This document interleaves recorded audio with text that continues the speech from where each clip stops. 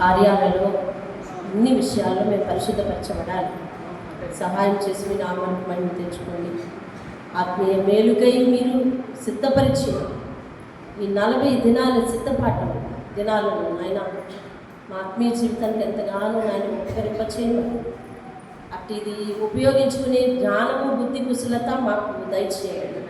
యేసునామములో అడిగి వేడుకుంటున్నాం తండ్రి, ఆమేన్. దేవునికి స్తోత్రం కలుగునుగాక. హల్లెలూయా. దేవుడు తన మహాకృపను బట్టి మనకు ఈరోజు 13వ రోజు తన ముందు మరొక స్త్రీ ప్రార్థకురాలు. ఎవరంటే ఆమె దెబోరా. ఎక్కడుంటారు ఆవిడ?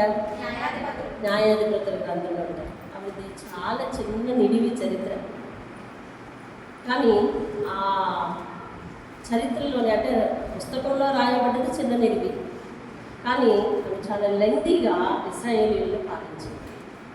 చూడండి, న్యాయాధిపతుల గ్రంథము 4వ అధ్యాయంలో ఆమె ఎంటర్ అవుతుంది. 5వ అధ్యాయం వరకు ఉంటుంది. మరి దేవుని మహాకృపను బట్టి ఆయన మన ముందు దెబోరా నుంచి మాట్లాడాలి. దేవుని స్తోత్రం కలుగును. హల్లెలూయా. దేవుడు ప్రజలను ఏలటానికి ప్రవక్తలను ఏర్పాటు చేసుకుని, న్యాయాధిపతులను ఏర్పాటు చేసుకుని దేవుడు ఆనాటి ఇశ్రాయేలీయులను పాలిస్తూ వస్తూ ఉన్నాడు. ఆ క్రమంలో న్యాయాధిపతులు ఏర్పాటు చేసుకుంటున్న క్రమంలో చాలామంది పురుషులు న్యాయాధిపతులుగా ఉంటూ వచ్చారు. అయితే ఒకానొక సమయంలో పురుషులెవ్వరూ కూడా న్యాయాధిపతులుగా ఉండటానికి ముందుకు రాకపోయే సమయానికి దేవుడు ఒక స్త్రీని న్యాయాధిపతిగా, ప్రవక్తిగా, ఇశ్రాయేలీయులను పరిపాలించే ఒక తలగా దేవుడు ఏర్పాటు చేసుకున్నాడు. దేవుని స్తోత్రం కలుగును. సాధారణంగా మనకు చరిత్ర చెప్తుంది, చాలా వరకు స్త్రీలు బయటకు రాలేదు, గడప లోపలే ఉన్నారు, విద్యావంతులు కారు అని చెప్తా ఉన్నది. కానీ బైబిల్ గ్రంథంలో ఆనాటి కాలంలోనే ఆమె విద్యావంతురాలు, అలాగనే విద్యావంతురాలు కాకపోతే న్యాయాధిపతిగా అవ్వలేదు కదా. విద్యావంతురాలు, అలాగే ఆత్మీయ స్థితిలో చాలా ఉన్నతమైన లక్షణాలు కలిగిన స్త్రీగా, దేవుని చేత న్యాయాధిపతిగా పిలువబడ్డ స్త్రీగా, ఇశ్రాయేలు ప్రజలందరికీ ఒక రాజు మాదిరి. అంతే కదా, రాజు మాదిరి. రాజులు లేరు, అప్పటి వరకు రాజులు రాలేదు. ప్రవక్తలు, న్యాయాధిపతులే ప్రజలు ఏలేవారు. ఎవరి నడిపింపులో? దేవుని నడిపింపులో ఏలేవారు. అంటే దేవుని నడిపింపులో దేవునికి ప్రజలకు మధ్యవర్తులుగా దేవుడు న్యాయాధిపతులను, ప్రవక్తలను ఉపయోగించుకునేవాడు. దేవుడు ఆలోచన ఇస్తాడు, వారు ప్రజల్లోకి దాన్ని తీసుకుని వెళ్తారు. దేవుని ఆలోచన చొప్పున ప్రజలను నడిపిస్తారు. అటువంటి మరి అధికారం వారికి ఉంది. అంటే దాదాపు రాజు లెక్క అన్నమాట. అయితే రాజు తన స్వనిర్ణయాలు తీసుకుంటాడు. ఇక్కడ న్యాయాధిపతి, ప్రవక్త స్వనిర్ణయాలు తీసుకోవడానికి వీల్లేదు. దేవుని నిర్ణయాలను మాత్రమే ప్రజల్లోకి తీసుకెళ్ళాలి, దేవుని నిర్ణయాలను మాత్రమే నడిపించాలి. దేవుని స్తోత్రం. అయితే ఈ న్యాయాధిపతులు, ఈ ప్రవక్తలు ఎటువంటి వారు? ఒక రాజు మాదిరి యుద్ధాలను జరిగించేవారు కూడా. మరి ఒకవేళ స్త్రీ న్యాయాధిపతి అయితే ఆమె యుద్ధాన్ని జరిగించడం ఎలా? అయినా కానీ వారి కాలంలో వచ్చిన గొప్ప విపత్తు అయినప్పటికీ అందులో ఆమె ధైర్యంగా ఉన్న స్థితి, ధైర్యం చెప్పిన స్థితి చాలా అద్భుతంగా ఉంది. అయితే ఇంత స్త్రీకి ఇంతటి ధైర్యం ఎలా వచ్చింది అని అంటే, ఆమె మొదటిగా ప్రార్థన పరురాలు. మొదటిగా ఎవరండి? ప్రార్థన పరురాలు. ఎందుకంటే ఆమె మాట్లాడితే యెహోవా పేరు చెప్తుంది, దేవుడి పేరే చెప్తుంది. అంటే దేవుని దగ్గర సెలవు పుచ్చుకుంటుంది, ఆ సెలవు చేత ఇతరులను నడిపిస్తారు. ఆ కాలం ఏ కాలం అసలే? చూడండి ఏ కాలమో. నేను వాక్యంలోకి వెళ్తున్నాను. దేవుడు మనందరికీ ఆత్మీయ జ్ఞానం ఇచ్చి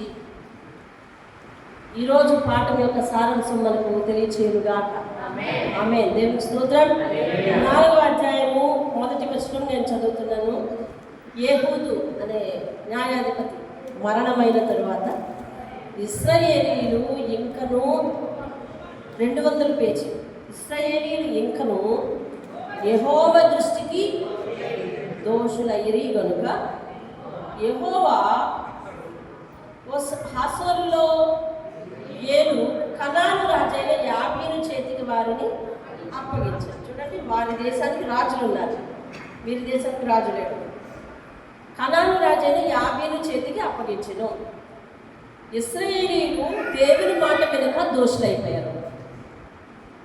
ఇశ్రాయేలీయులు దేవుని మాట వెనుక దోషులైపోతే దేవుని కోపం వచ్చింది వారి మీద. కోపం వచ్చి వీరిని కనాను రాజు చేతికి బానిసలుగా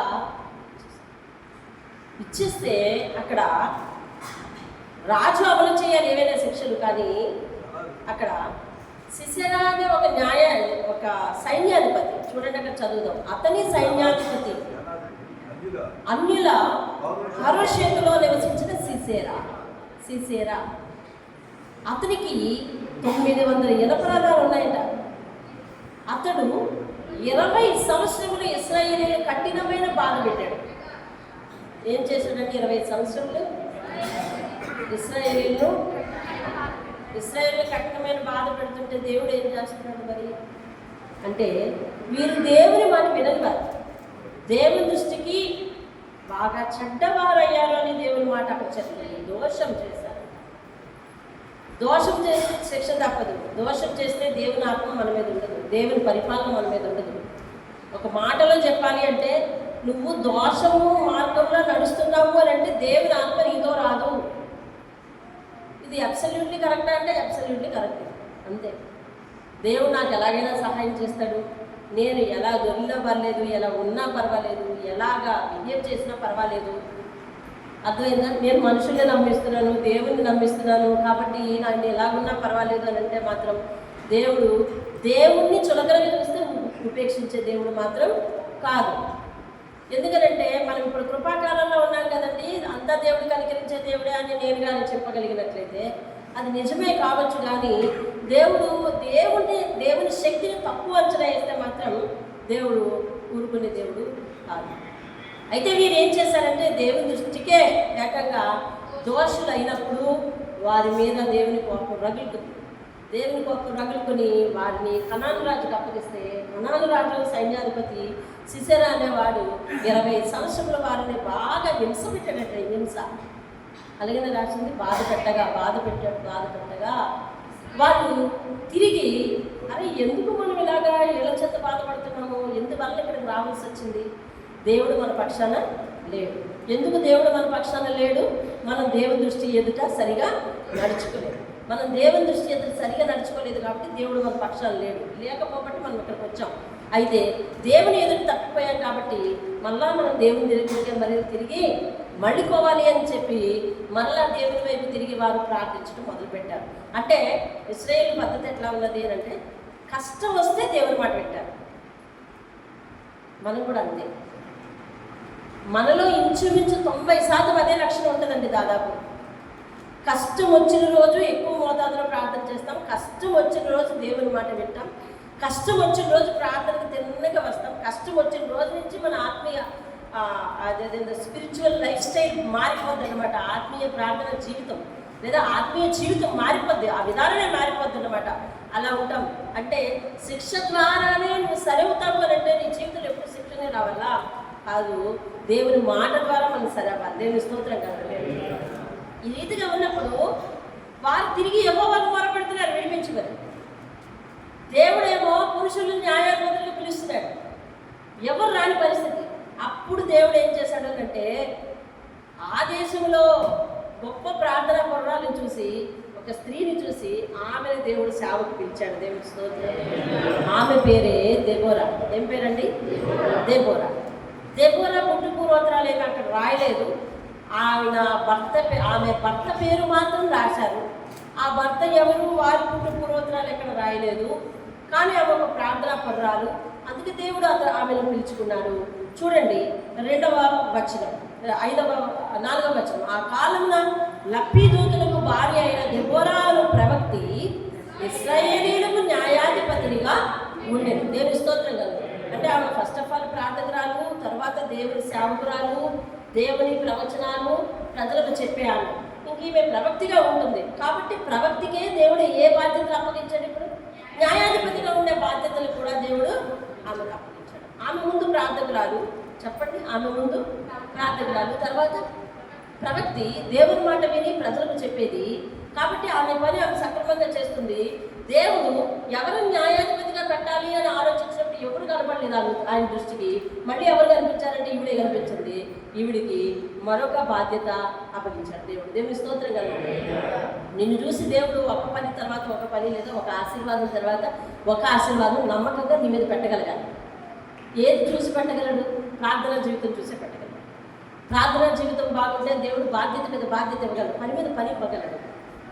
అభివృద్ధి మీద అభివృద్ధి మనం చూస్తాం. అది సేవైనా సరే, లేదా గృహమైనా సరే, లేదా నీ సొంత జీవితం అయినా సరే, నువ్వు ఒక్క విషయంలో, దేవుడు చెప్పిన ఒక్క విషయంలో నమ్మకంగా ఉండి ఆ ఒక్క విషయంలో నువ్వు నమ్మకంగా పనిచేయగలిగితే దేవుడు నిన్ను ఆశీర్వదించి నీ ఇంటిలో ఆశీర్వాదం పెంచుతాడు, నీ ఇంట్లో పని పెంచుతాడు, అలాగే నీ జీవితంలో కూడా ఆశీర్వాదం పెంచుతాడు. పని పెరిగిందంటే అర్థం ఏంటండి?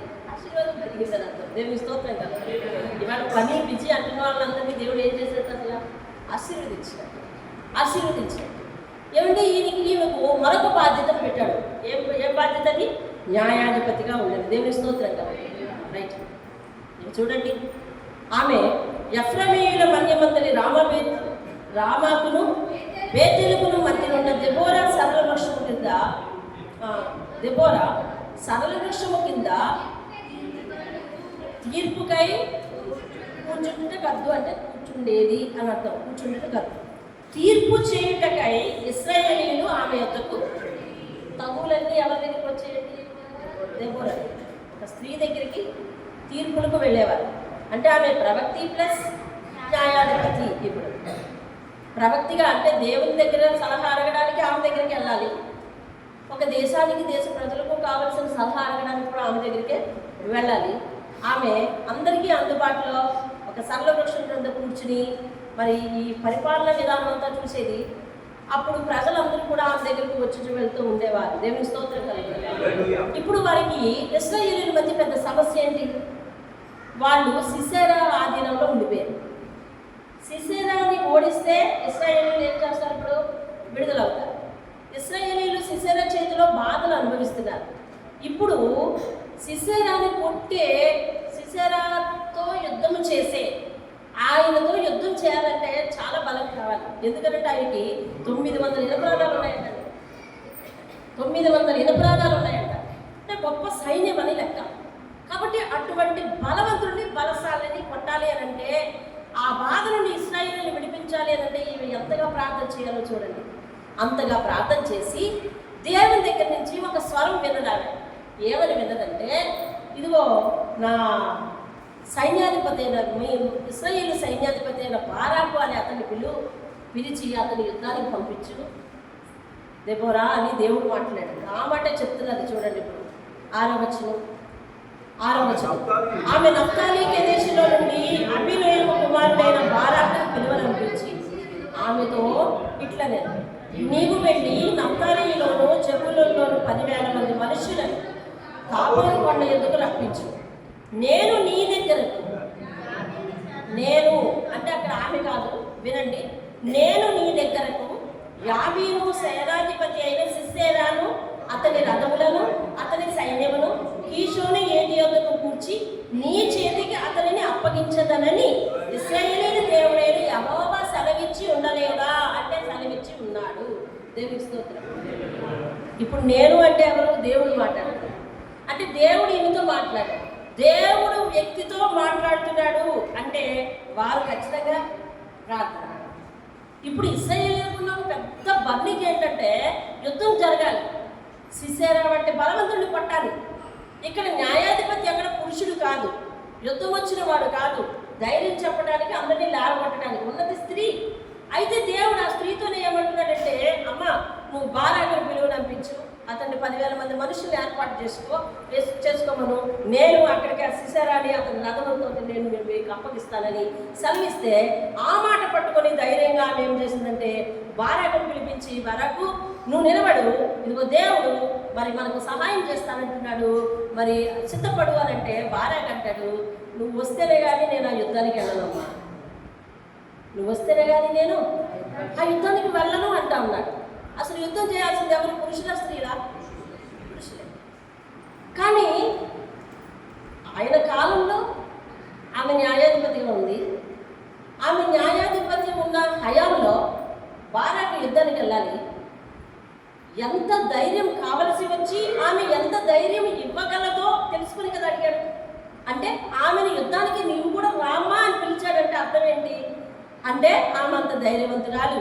ఆమె ఉంటే ఈయనకు ధైర్యం, అర్థమవుతుందా? ఆమె ఉంటే వీరికి బలము, ఆమె ఉంటే వీరికి గెలుపు అని గుర్తించి పిలిచాడు. దేవుని స్తోత్రం కలిగారు. అట్టి లక్షణాలు ఒక మనిషిలోకి ఎట్లా వస్తాయి అంటే కేవలం దేవుని పాదాల దగ్గర కూర్చున్నప్పుడే వస్తాయి. మనం అల్పులం. దేవునికి లింగ భేదం లేదు, దేవునికి ప్రాంతీయ భేదం లేదు, దేవునికి కుల భేదం లేదు, దేవునికి వాళ్ళు వీళ్ళు రంగు రూపు ఇలాంటివి లేవు. దేవుడు ప్రతి ఒక్కరినే వాడుకుంటాడు. అర్థమవుతుందో తెలుసండి? ప్రతి ఒక్కరిని వాడుకుంటాడు. ఇప్పుడు నానుడు ఉంది ఏంటది?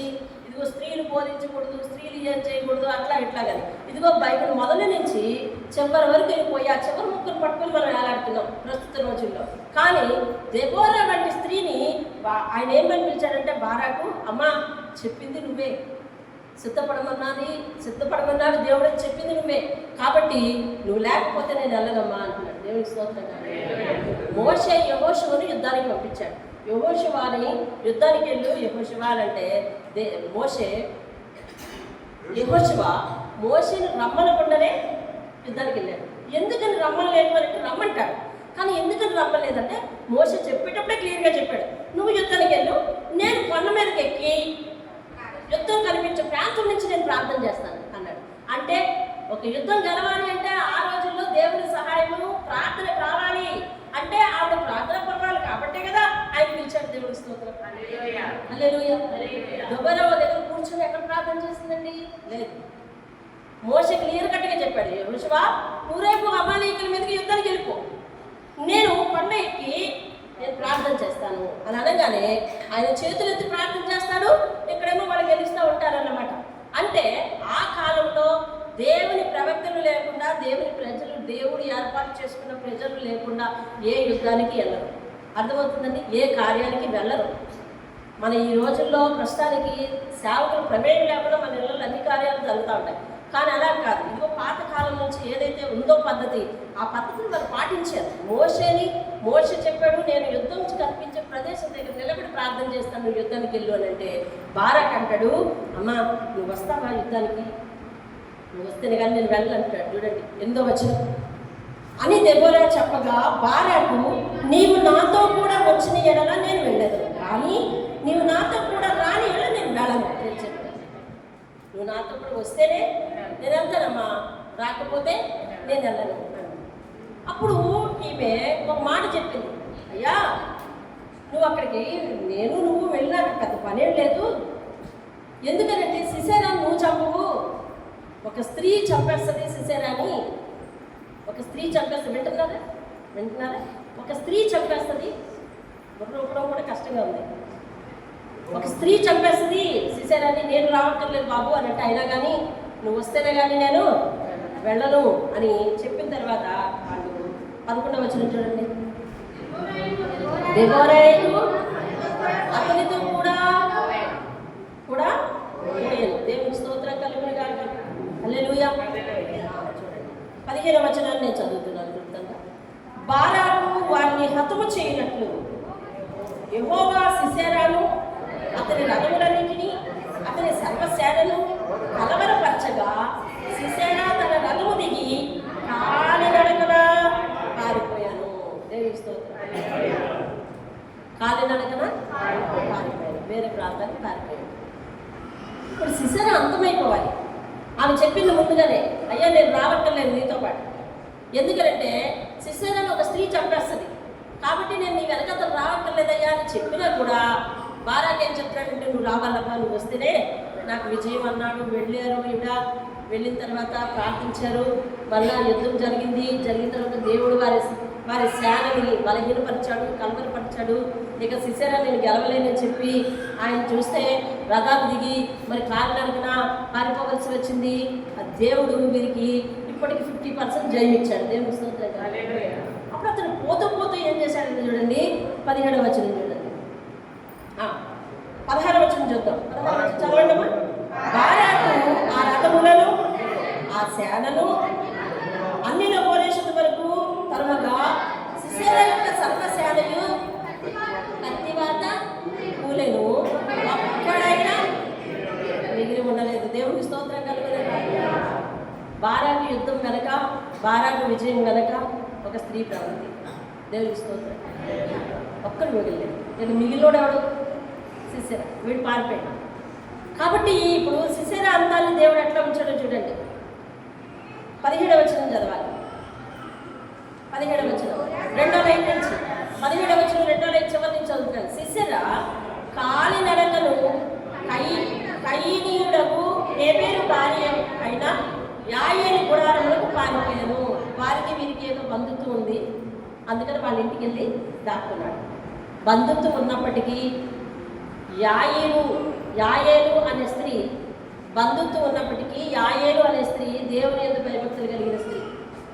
ఒక స్త్రీ ప్రవక్తి రాజ్యం వెళ్తుంది, ఒక స్త్రీ న్యాయాధిపతిగా ఉంది అని అంటే ఆమెకు ఎంతో సంతోషం. ఆమె కూడా దేవుని యందు భయభక్తులు గల స్త్రీ. కాబట్టి ఇతను బంధువు అయినప్పటికీ ఇశ్రాయేలును బాధ పెట్టిన కారణంగా, ఎన్ని సంవత్సరాలు బాధ పెట్టింది? 20 సంవత్సరాలు బాధ పెట్టిన కారణంగా యాయేలు ఒక సరైన సమయం కోసం చూసి దెబోరా యుద్ధానికి సాయం చేయాలనుకుంది. దేవుని స్తోత్రం. దెబోరా యుద్ధానికి సాయం చేయాలనుకుంది ఆవిడ. అందుకని అప్పుడు యాయేలు వాళ్ళ ఇంట్లోకి వచ్చి దాక్కుంటే, వాళ్ళ ఇంట్లో వాళ్ళ ఊరు వచ్చి నడిచి వెళ్ళిపోతుంటే యాయేలు దా మా ఇంటికి వచ్చి దాక్కు అని చెప్పి పిలుస్తుంది చూడండి. అప్పుడు యాయేలు సిసెరాను ఎదుర్కొనబోయి అతను చూచి, నా ఏలైన వాడ నా తట్టు తిరుగు భయపడకు అని చెప్పినందున అతడు ఆమె గుడారంలోనికి వచ్చాడు. ఆమె గొంగళితో కప్పి అతని కప్పగా అతడు దప్పికొన్నానమ్మా, దయచేసి నాకు దాహం ఇవ్వు అని నీళ్ళు అడిగాడు. ఆమె ఒక పాల పుట్టి విప్పి అతనికి దాహం ఇచ్చి అతన్ని కప్పుచుండగా అతడు అంటాడు, అమ్మ నా కోసం ఎవరైనా వస్తారు, నువ్వు గుడారం ద్వారంలో నిల్చుండు, ఎవరే కానీ లోపలికి వస్తే ఇక్కడ ఎవరైనా ఉన్నారా అని నన్ను అడిగితే ఎవరు లేరని చెప్పమ్మా అని చెప్పాడు. అప్పుడు ఆమె ఏం చేసింది, ఓ రైట్ ఆల్ రైట్ అలాగే అన్నది. అక్కడ గుమ్మం దగ్గర నిలబడ్డది. ఈయన చక్కగా పాల బుడ్లో పాలు తాగేశాడు, చక్కగా పడుకున్నాడు. కమ్మలో ఒకటి కప్పేసింది కదా పాపం. ఆ కార్యాలకన ప్రాణభయంతో పరిగెత్తొచ్చాడు. వచ్చి రెస్ట్ తీసుకునేసరికి అతను ఎప్పుడైతే నిలబడుకున్న నిద్రలోనికి జారిపోయాడో ఒక పెద్ద మేకు తీసుకెళ్ళి కణత మీద పెట్టి కిందకి దిగ్గొట్టేసింది చూడండి.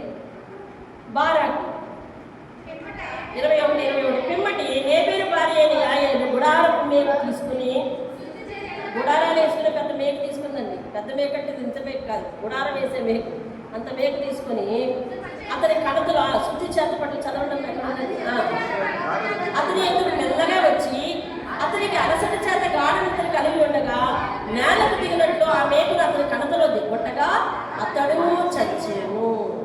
బారాకు సిసెరాను తరుముచుండగా యాయేలు అతనిని ఎదుర్కొని వచ్చి, రమ్ము నీవు వెతుకుచున్న మనుషులు నీకు చూపించదునని అతను వచ్చినప్పుడు సిసెరా చచ్చి పడి ఉండెను. ఆమెకు అతని కణతలలో ఉండెను. దేవుని స్తోత్రం కలుగునుగాక. 20 సంవత్సరాలు ఇశ్రాయేలు బాధ పెట్టిన వాడు మరణించాడు. ఇప్పుడు దేవుడు ఒక స్త్రీ చేతికి అప్పగించాడు, ఒక స్త్రీ చేత యుద్ధం నడిపించాడు, ఒక స్త్రీ చేతికి ఆ శత్రువుని అప్పగించాడు. ఎందుకు స్త్రీకే అప్పగించాడు అని అంటే, పురుషులు అనేక మంది నుండి కూడా న్యాయాధిపతిగా నేనుండనన్న కాలం అది. కాబట్టి అప్పుడు దేవుడు ఎవరిని ఏర్పాటు చేసుకున్నాడంటే స్త్రీని ఏర్పాటు చేసుకున్నాడు. కాబట్టి మరి అక్కడ కూడా ఆ సిసెరాను చంపడానికి స్త్రీకే అవకాశం ఇచ్చి, ఆ కాలంలో దేవుడు పక్షపాతం లేనివాడని, దేవుడు ఆయన సృష్టిలో ఉన్న ప్రతి ఒక్క జీవిని కూడా దేవుడు తన సేవకు ఉపయోగించుకోగలడని, ఆదాము హవ్వ వారిని దేవుడు చేసినప్పుడు ఒక సమాన సంకల్పంతో చేశానన్న సందర్భాలను దేవుడు ఈ సంఘటన ద్వారా నిరూపించుకున్నాడు. దేవునికి స్తోత్రం కలుగునుగాక. వెంటనే దెబోరా ఏం చేసిందంటే గెలుపు వచ్చినందుకు మరలా దేవుడికి ప్రార్థన చేసిందండి. దేవుని స్తోత్రం కలుగును. హల్లెలూయా. ఏం చేసిందంటే చూడండి 5వ వచనం, ఆ దినము 5వ అధ్యాయం 1వ వచనం, ఆ దినమున దెబోరాయు అబీనోము కుమారుడైన బారాకును వెంటనే దేవునికి కీర్తన పాడారు, దేవునికి స్తుతి చెల్లించారు. దేవుని స్తోత్రం కలుగును గాక. విజయం వచ్చినట్టు వారు చేసే పని ఏంటంటే మొట్టమొదటి పని దేవునికి స్తుతి చెల్లించడం. మన జీవితాల్లో అనుకున్న పని అయినట్టునే ఏం చెల్లించాలి? దేవునికి స్తుతి చెల్లించాలి. అనుకున్న పని అయినట్టునే దేవుని దగ్గర ఏం చేయాలి? మోకరించాలి. అనుకున్న పని అయినట్టునే దేవునికి ప్రార్థన చేయాలి. అనుకున్న పని అయినట్టునే దేవుని సన్నిధిలో కనిపించాలి. అనుకున్న పని అయినట్టునే దేవునికి ఘనత వచ్చేలా ప్రార్థించి మరి కృతజ్ఞతలు చెల్లించాలి. దేవుని స్తోత్రం కలుగును. ఇంకో వారందరూ చూడండి, ఇశ్రాయేలీయుల్లో యుద్ధశాలులు ధైర్యము కనపరిచిరి. ఎవరా యుద్ధశాలులు? దెబోరా, యాయేలు. దెబోరాను యాయేలు యుద్ధశాలులు ధైర్యమును కనపరిచిరి.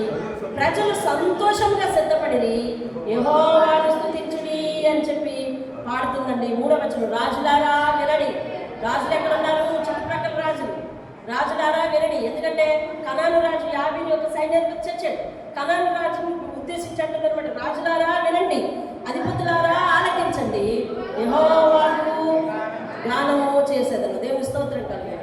7వ వచనం చూద్దాం. సమయం తక్కువ ఉందనుకే నేను వెళ్తున్నాను. ఇశ్రాయేలీయుల అధిపతి, ఆ ఇశ్రాయేలీయులకు అధిపతులు లేకపోయారు. చూసారా, ఆ రోజుల్లో న్యాయాధిపతులు దేవుడు పిలిచాడు, ఎవరు రాలేదు కాబట్టి స్త్రీనే పెట్టాడని మీకట్ట తెలుసు. అదిగో వార్త. ఇశ్రాయేలీయులకు అధిపతులు లేరు. చూసారా, పిలిచినా ఎవరు లేరు. దెబోరాను నేను రాకమునుపు, అందువల్ల నాకు పాట పాడుతూ స్తుతి పాడుతుంది. ఏమనంటే దెబోరాను నేను రాకమునుపు, ఇశ్రాయేలీయులలో నేను తల్లిగా ఉండకమునుపు అధిపతులు ఎవరు లేరు, రాలేదండి. అందుకని దేవుడు ఏం చేశాడు? ఈమెనే ఇశ్రాయేలుకు తల్లిగా చేశాడంటే దేవుని స్తోత్రం కలుగును. హల్లెలూయా. ఇశ్రాయేలుకు తల్లిగా చేశాడు దేవుడు.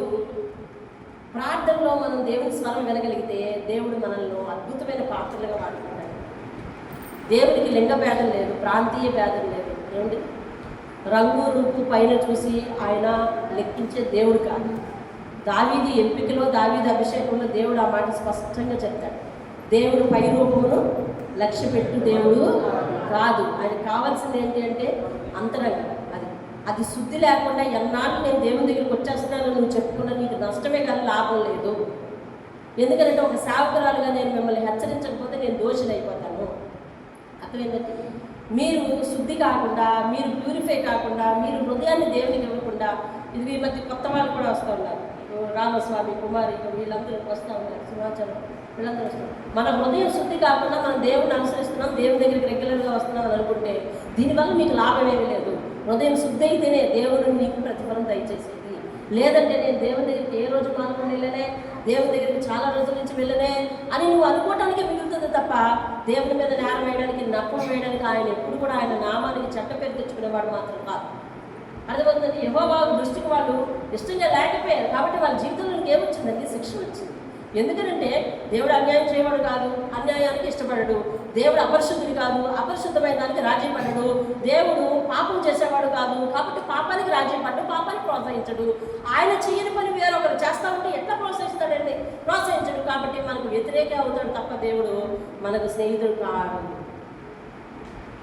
కాబట్టి దేవుడు ఏం చేసినా పర్వాలేదు అనే స్థితిలో మాత్రం దేవుడు తక్కువ అంచనా మాత్రం ఎవ్వరు వేయడానికి వీల్లేదండి. అదొక రకమైన పాపం. తెలుసు, దేవుని శక్తిని తెలుసుకుని తక్కువ అంచనా వేయడం. తెలియకపోతే వేరు, తెలుసుకుని దేవుని శక్తిని తక్కువ అంచనా వేయడం అదొక రకమైన పాపం అండి. అదొక రకమైన పాపం. కాబట్టి మనం దేవుని ఆధిపత్యానికి లొంగి తీరాలి ఖచ్చితంగా. ఏమి చెప్తుంది? ఇశ్రాయేలీయులు అధిపతులు లేరు కానీ నేను దేవుడు నన్ను ఇశ్రాయేలీయులకి ఎలా చేశాడంట? తల్లిగా చేశాడంట. దేవుని స్తోత్రం కలుగునుగా. తల్లిగా చేశాడు, న్యాయాధిపతిగా చేశాడు, ప్రవక్తగా చేశాడు అని ఆమె సంతోషిస్తుంది. దేవుని స్తోత్రం కలుగునుగా. హల్లెలూయా. ఆమె చెప్తుంది చూడండి 24వ వచనం, కయీనీయుడైన హేబెరు భార్య యాయేలు స్త్రీలలో దీవెనలందరూ. దేవుని స్తోత్రం కలుగునుగా. దేవుని పని ఎవరు చేస్తారో, దేవుని ఇష్టాన్ని ఎవరు నెరవేరుస్తారో వారు దేవుని చేత ఏం పొందుతారంటండి? దీవెన పొందుతారంట. దేవుని స్తోత్రం కలుగునుగా. ఇదిగో చూడండి 31వ వచనం, యెహోవా నీ శత్రువులందరూ అలాగనే నశించెదరు. ఆయనను ప్రేమించువారు బలముతో ఉదయించు సూర్యుని వలె ఉందురు. సూర్యుడు ఎప్పుడు ప్రకాశిస్తూ ఉంటాడా? చెప్పాలి. సూర్యుడు మన సూర్యుడండి. ఒకటేమో ఉంటారు అందుకని మన సూర్యుడు. మన సూర్యుడు ఈ సమ్మర్ వచ్చింది ఇంకా తన ప్రతాపం చూపిస్తుంటాడు కదా. మన సూర్యుడు ఎప్పుడు ప్రకాశిస్తూ ఉంటాడు కదా. ఆయన దగ్గరికి ఏగలండి నాట్యం చేస్తాయా? మనం వెళ్ళి చేయొచ్చా? ఎవరి కుప్పికెత్తి రంగపోతారు కదా. అందుకే అవును కదా. అది దేవుణ్ణి ఎరుగువారు ఉదయించు సూర్యుని వల్ల ఉంటారంటే అంత శక్తితో ఉంటారు. అంటే వారిలో చెడు లేదు, వారి చెడు ఒప్పుకోరు. ప్రకాశమానే ఉంటారు. వారిలో చెడు లేదు, వారి చెడు ఒప్పుకోరు. దేవుణ్ణి ప్రేమించేవారు సూర్యులాగా ఉండాలి. అంటే చెడు ఒప్పుకోకూడదు, చెడు అంగీకరించకూడదు. దుష్ట అలవాట్లు ఒప్పుకోకూడదు, దుష్ట అలవాట్లను అంగీకరించకూడదు. ఎందుకంటే దేవుడే కోటి సూర్యుల కంటే ఎక్కువైన తేజస్సు కలిగిన వాడంట. ఆయన వెలుగు చూడలేక యోహాను బోర్లా పడిపోయాడు అట్లోకి. ఆయన వెలుగు చూడలేక, ఆ వెలుగు చూడలేకే ఏది కరుణారూపంలో కనబడిన వెలుగే. నేను నువ్వు హింసించుచున్న యేసుని అని యేసు కనిపించాడు. ఆ యేసు వెలుగుకే తట్టుకోలేక పౌలు కళ్ళిపోయింది. అర్థమవుతుందా? ఎవరికి కనిపించాలి? ఆయన పరిశుద్ధులకు కదా కనిపించాలి. ఆయన సమయం వస్తే కనిపిస్తాడండి అంతే. చాలా వరకు నేను పరిశుద్ధుని కదా, నేను బాగున్నాను కదా, నాకు ఆయన కనిపించి, ఈ మాట నేను చాలా దగ్గర విన్నాను, ఆయన కనిపించి చెబితేనే నేను చేస్తాను, కనిపించను. ఆయన రాకకు నువ్వు డిమాండ్ చేశావంటే అలా ఉండదు. దేవుడు నీతో మాట ద్వారానే మాట్లాడతాడు. ఫస్ట్ వినాలి. సేవక ద్వారా మాట్లాడతాడు ఫస్ట్. రెండోది వినాలి. లేదా బైబిల్లో చదివినప్పుడు మాట్లాడతాడు, వినాలి. లేదా వాక్యం వింటున్నప్పుడు మాట్లాడతాడు, వినాలి. అది అవసరం అనుకుంటే ఆయన దుష్టులకు కూడా కనబడతాడు, మనకు కనిపించడం అవసరం లేదు. అవసరం అనుకుంటే ఆయన కనిపిస్తాడు. దేవుని స్తోత్రం. కాబట్టి మనందరం ఒకటి గుర్తించాలి, ఆయన లాంటికే కనిపించాడు, నాకెందుకు కనిపించలేదని బాధపడవలసిన అవసరం లేదు. దేవుని ఉనికి ఎక్కడుంది? ఉనికి అంటే ఉండే చోటు కదా. దేవుడు ఎక్కడున్నాడు? దేవుడు ఎక్కడున్నాడు? ఎక్కడండి? మనలోనే ఉన్నాడు, మన పక్కనే ఉన్నాడు. యోగు చెప్తాడు కరెక్ట్ అడ్రస్. నువ్వు నా సమీపమే కొంచెం పోతున్నావు కానీ నేను నిన్ను గమనించలేదు. నా సమీపంగానే ఉన్నావు కానీ నేను నిన్ను గమనించలేదు. మనిషి పరిధది, కానీ దేవుడు తను ప్రేమించే వారిని ఎప్పుడు కూడా విడిచిపెట్టాడు. దెబోరా ఎవరి పక్షంలో యుద్ధానికి వెళ్ళింది? దేవుని పక్షంలో యుద్ధానికి వెళ్ళింది. దేవుడు వెళ్ళాడా లేదా? మరి దెబోరా కూడా బారాకు డిమాండ్ చేశాడు. దెబోరా ఏమనంటే, నువ్వు వస్తేనే నేను వెళ్తాను, నువ్వు రాకపోతే వెళ్ళాను. దెబోరా అలా డిమాండ్ చేయలేదు. దేవుడిని చేసిందా? నువ్వు వస్తేనే నేను వెళ్తాను నాయన, నువ్వు అసలు కనిపించు, నువ్వు వస్తే నేను వెళ్తాను, నువ్వు లేకపోతే నేను వెళ్ళలేను. అందులోనూ నేనేమో స్త్రీని అడిగిందా? ఆయన వాక్కే వినాలి. ఆయన వాక్కే ఆయన ప్రజెన్స్ అండి. దేవుని స్తోత్రం. దేవుని వాక్కే దేవుని యొక్క ప్రజెన్స్. నీకు తెలుసా? దీని విలువ నీకు తెలియదు కానీ అన్యులకు తెలుసు. ఎలా చెప్తా వినాలి. ఇది తమ దగ్గర పెట్టుకుంటే దయ్యాలు పోతాయని వాళ్ళకి నమ్మకం. అంటే ఇది పెట్టుకుంటే పోతుందని అంటే అర్థమేంటి? ఇది దీనికి దయ్యాలు పోగొట్టే శక్తి ఉందని వాళ్ళు నమ్ముతున్నారు కదా. బైబిల్కి ఒక పవర్ ఉందని అన్యులకు తెలుస్తుంది, నీకు తెలియదు. నీకు అంటే నేను ఎవరిని సెంటర్ చేసి మాట్లాడతాను. దేవుడు చెప్తున్న ఆ ఇండికేషన్స్ మీకు తెలియచేయాలంటే అందులో ఆ జబ్బు ఎవరి ముందు సరి చేసుకుంటాం. జబ్బు లేకపోతే దేవునికి స్తోత్రం కలుగుతాం. ఈ 40 దినాలు వస్తూ ఉన్నారు అందరూ. గంటన్నర చర్చిలోనే ఉంటాము, గంటన్నర. ఆదివారం 2.5 గంటలు, కాబట్టి రోజు గంటన్నర. ఇంకా దీన్ని చదివే తీరుకున్నట్లా. మరి దేవుడు ఎందుకు ఎవరి కోసం మాట్లాడుతున్నాడో నాకు తెలియదు. ఈ బైబిల్ ఇప్పుడు మూసి ఇంటికి వెళ్తే మళ్ళీ రేపు ఎక్కడికి వచ్చే తెరవబడుతుంది. అది ఎవరి భయమో నాకు తెలియదు. I'm sorry to say this. దేవుడు మాట్లాడమన్నప్పుడు నేను మాట్లాడి తీరాల్సిందంటే. ఇప్పుడు మూసిన బైబిల్ మళ్ళీ రేపు కానీ ఇక్కడ తెరవబడట్లేదు. నీకు దీని శక్తి తెలియదు. నీకు దీని శక్తి తెలియదు. కేవలం చర్చిలో కూర్చున్నప్పుడు వాక్యపు అడ్రస్ చెప్తే పేజీలు తిప్పేదిగానే కనిపిస్తుంది. ఇదంతే, మనకంతే. చాలామంది క్రైస్తవులు ఒప్పుకోకపోయినా 199 మందికి వాక్యం అడ్రస్ చెప్తున్నప్పుడు అది ఎక్కడ ఉందో చూడటానికి ఒక రిఫరెన్స్ అంతే. ఇది రెఫరెన్స్ కాదు, మన జీవితానికి గైడెన్స్. రెఫరెన్స్ కాదు, ఇది జీవితానికి గైడెన్స్. మన జీవిత దిశానిర్దేశం చేసేది ఇది. కాబట్టి దీనిని ఎంతగా గౌరవించాలో అంతగా గౌరవించాలి. దేవుని స్తోత్రం కలిగి. అన్యులు దీన్ని ఎట్లా ఉపయోగిస్తున్నారో తెలుసా? ప్రార్థన చేసేటప్పుడు గుండె మీద పెట్టుకోవడానికి ఉపయోగిస్తున్నారు. దయ్యాలు పోతాయని చెప్పి దీన్ని పక్కన పెట్టుకోవడానికి ఉపయోగిస్తున్నారు. మంచం దగ్గరికి దురాత్మలు రావన్నట్టు తన దగ్గర పెట్టుకోవడానికి ఉపయోగిస్తున్నారు. అంటే వాళ్ళు నమ్ముతున్నారు దీనికి ఒక శక్తి ఉందని. దేవుని స్తోత్రం కలిగి. నీకు తెలుసు దీనికి శక్తి ఉందని, కానీ దీనిని ఎప్పుడు ఉపయోగిస్తావు అంటే చర్చిలో మాత్రమే ఉపయోగిస్తాం. కాబట్టి ఈరోజు ఈ మాటలు ఎవరికి వర్తిస్తే వారు ఖచ్చితంగా ఆ బిహేవియర్ను మానుకుని బైబిల్ ఎలా గౌరవించాలో అలా గౌరవించి దాన్ని చదవటానికి మీరు నిర్ణయం తీసుకోవాలి. దేవుడు ఏం మాట్లాడతాడో ఆ మాటలు ఇందులోంచి వస్తాయి. నీ జీవితానికి కావాల్సిన మాటలు కూడా వస్తాయి. నువ్వు ఇక్కడే తెలుస్తున్నావు, మళ్ళీ ఇక్కడ మూస్తున్నావు, మళ్ళీ ఇక్కడే తెలుస్తున్నావు, ఇక్కడే మూస్తావు. కాబట్టి ఆ అలవాటు నేటి నుండి మానుకోవాలని దేవుడు మనందరితో మాట్లాడతాడు. దేవుడు హల్లెలూయా. కాబట్టి ఆమె చెప్పింది ఏమనంటే, దేవుణ్ణి ప్రేమించువారు, యెహోవాను ప్రేమించువారు. చదవండి అక్కడ మాట. యెహోవాను ప్రేమించువారు బలముతో ఉదయించు సూర్యుని వలె ఉందురు అని పాడారు. దేవుని స్తోత్రం కలుగునుగా. అయితే ఆమె హయాంలో, ఆమె పరిపాలనలో దేశము 40 సంవత్సరాలు నిమ్మడంగా ఉందంటండి. దేవుని స్తోత్రం. దేవుని పక్షాన నిలబడితే సాధారణ మనుషులు కూడా శక్తివంతులు అవుతారండి. దేవుని స్తోత్రం.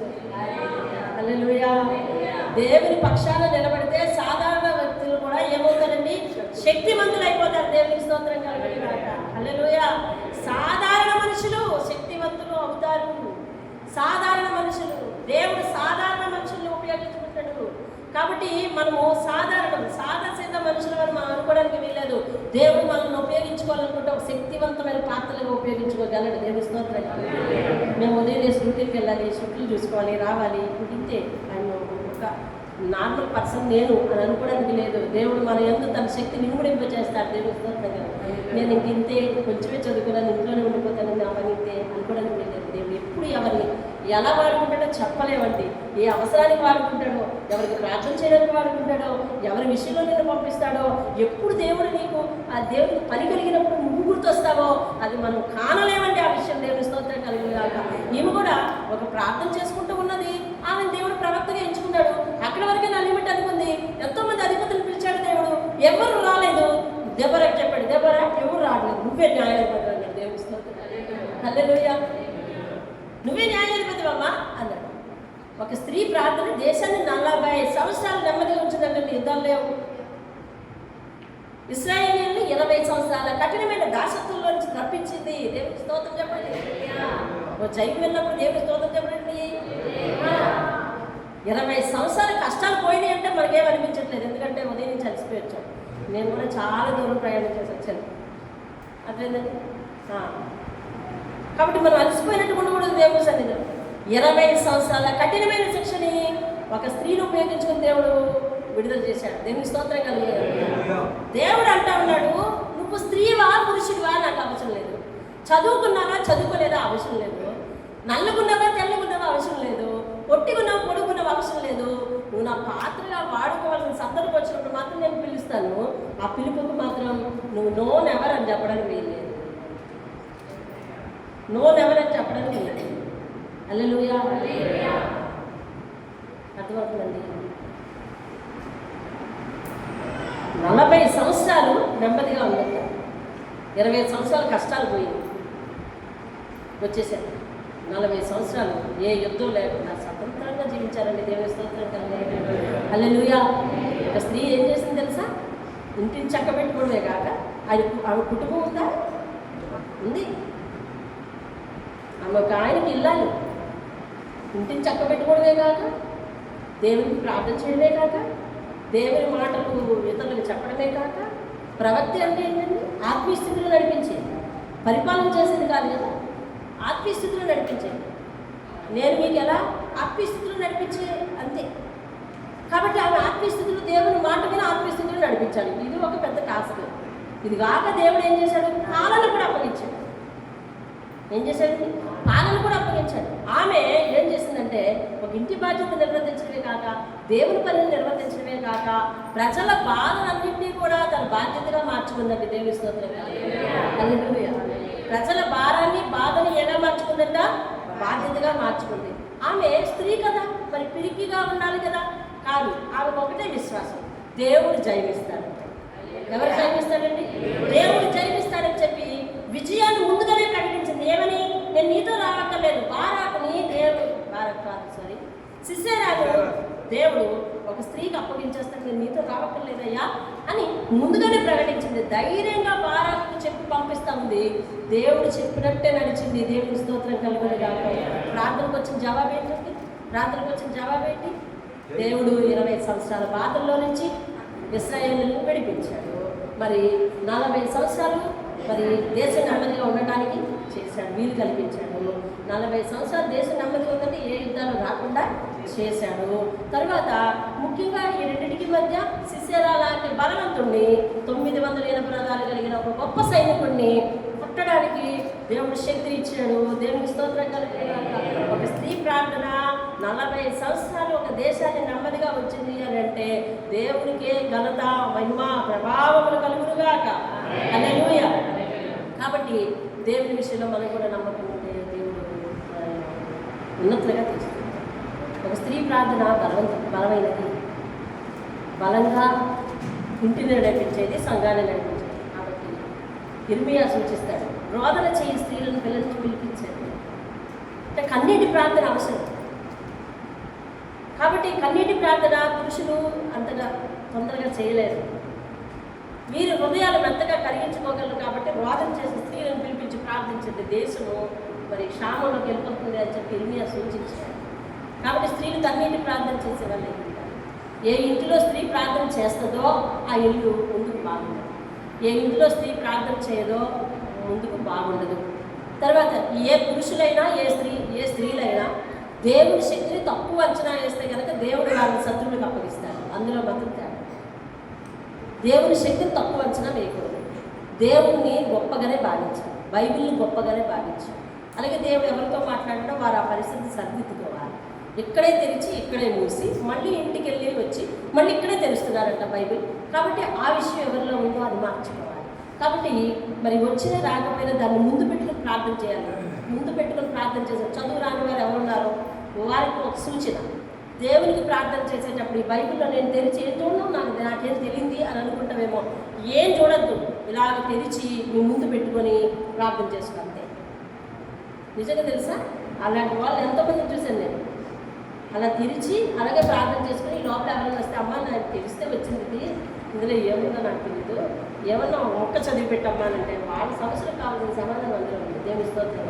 దేవుడు ఏమైనా చేయగలరు. అందుకే నేను ఒక 2 మాటల్లో దేవుని యొక్క శక్తిని చెప్పిన, ఈజ్ సఫిషియంట్ అండ్ ఎఫిషియంట్గా ఏ సందర్భానికైనా చాలిన దేవుడు, సమర్థుడైన దేవుడు. దేవుని స్తోత్రం కలిగిన మనం ఈరోజు ఏ ప్రార్థనాంశం గురించి ప్రార్థన చేస్తామంటే ప్రతి ఇంట్లో స్త్రీలు ప్రార్థన పనులు కావాలి.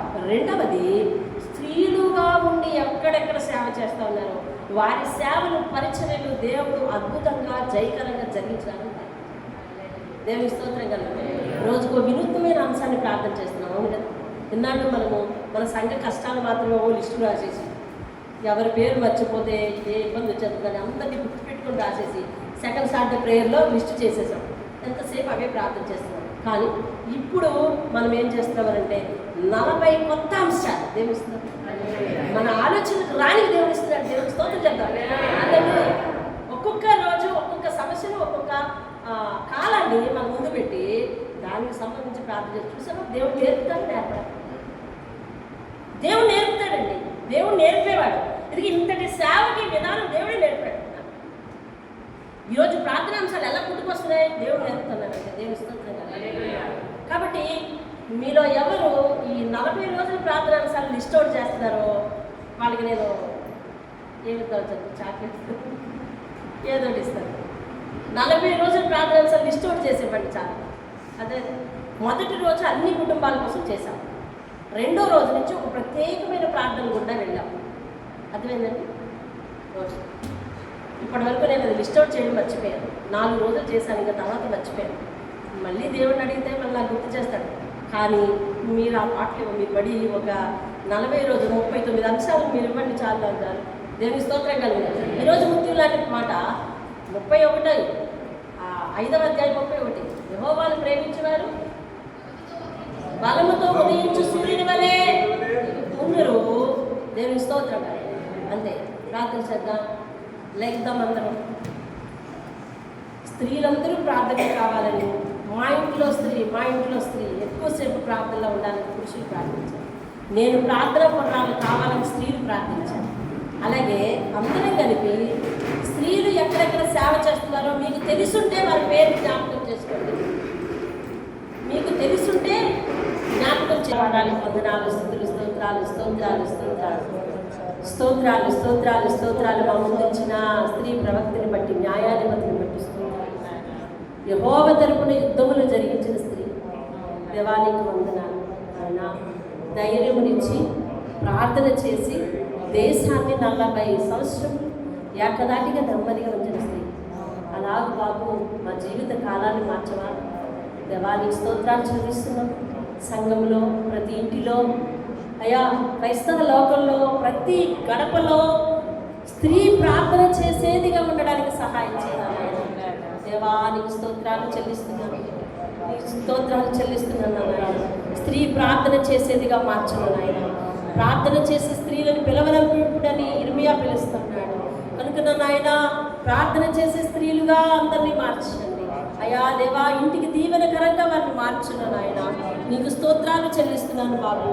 అయ్యా తండ్రి నాయన, అలాగనే నాయన ప్రతి పురుషులు కూడా ప్రభువా అయ్యా దేవుని యందు భయభక్తులు కలిగి దేవుని శక్తిని ఎరిగి నడుచుకున్నట్లుగా సహాయం చేసి, మరియు ఎక్కడెక్కడైతే స్త్రీలు సేవ చేస్తున్నారో అయ్యా వారి హయాంలో బాబు అయ్యా తండ్రి వారిని వాడుకొని వారి పరిపాలనగా వాడుకొని వారి పేరట అనేక మంది జీవితాలు మార్చేయాలి, అనేక మంది గృహాలు నెమ్మదిగా జీవించినట్టు సహాయం చేయాలి, గొప్ప ఆత్మీయ మార్గంలో నడిచినట్టు సహాయం చేయాలి. ప్రతి ఒక్కరిని ఇష్టలుగా మార్చే ప్రక్రియలో వారు గొప్ప యుద్ధం చేస్తుండగా అయ్యా తండ్రి అనేక మందిని పట్టి పీడిస్తూ దురాత్మతో యుద్ధం చేస్తుండగా లోక అవిధేయత వారిని లాగేస్తూ ఉంటే వారితో పోరాడుతూ ఉంటుండగా ప్రభువా వారి శక్తిని పొందిన ఆయన బలాన్ని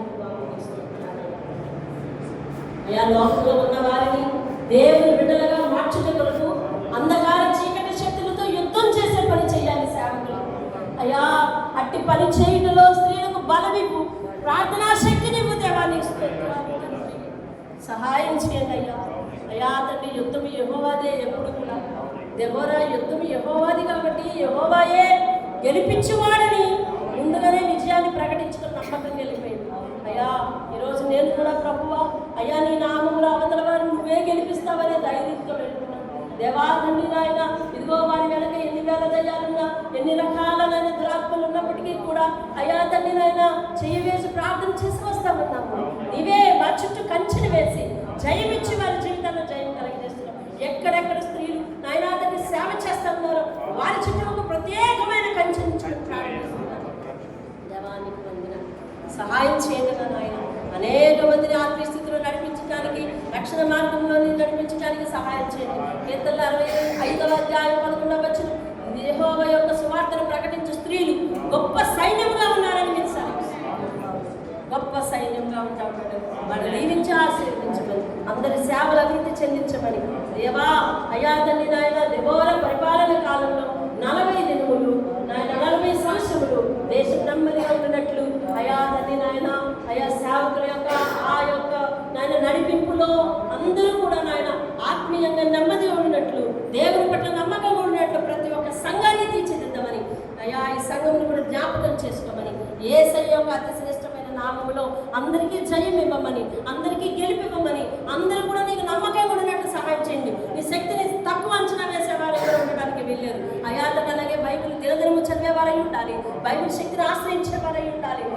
బైబిల్ను గౌరవించేవారై ఉండాలి, వాక్యాన్ని గౌరవించి ప్రార్థించేవారై ఉండాలి. పురుషులను స్త్రీలను ప్రార్థకులుగా మార్చున్నాను ఆయన. మా ముందు 9 మంది 8 మంది పురుషులను ఆయన చూసి వచ్చాం బాబు తండ్రి. వారందరూ కూడా గొప్ప ప్రార్థనా పనులు కాబట్టి పురుషులందరూ ప్రార్థనా పనులు కావాలి తండ్రి. సహాయం అనుగ్రహించమని, ప్రార్థన అంగీకరించి ప్రతిఫలం దయచేయమని యేసయ్య యొక్క అతి శ్రేష్టమైన నామంలో ప్రతిమానుకుని అడిగి వేడుకుంటున్నాను పరమ తండ్రి. ఆమేన్ ఆమేన్ ఆమేన్. యేసు రక్తమే చేయము, యేసు రక్తమే చేయము, సిలువ రక్తమే చేయము. ప్రవేశనామని సంపూర్ణ విజయం కలుగునుగా, అపవాది క్రియల అంతరాశనం కలుగునుగా. తండ్రి అయిన దేవుని ప్రేమ, కుమారుడైన యేసుక్రీస్తు వారి యొక్క కృప, పరిశుద్ధాత్మ యొక్క అన్యోన్య సహవాసము, ప్రార్థించిన ప్రతి అంశానికి సదా తోడై అన్ని విషయాలలో ఆయన సమాధానము, సంతోషము, సమృద్ధి మనకు దయచేయుగాక. ఆమేన్ ఆమేన్. అందరికీ దేవుని పెట్టి వందనాలండి. దేవుని మహాకృపను బట్టి 11 రోజులు కంప్లీట్ అయిపోయింది. రేపు 14 రోజులు